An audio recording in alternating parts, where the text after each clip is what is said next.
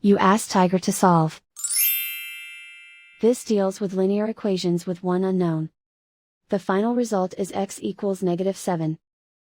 Let's solve it step by step. Simplify the expression. Expand the parentheses. Simplify the arithmetic. Expand the parentheses.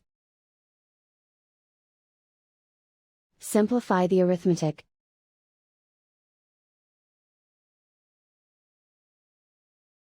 Group all constants on the right side of the equation.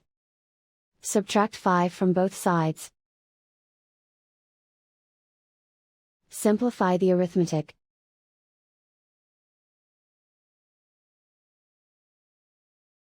And so the final result is x equals -7.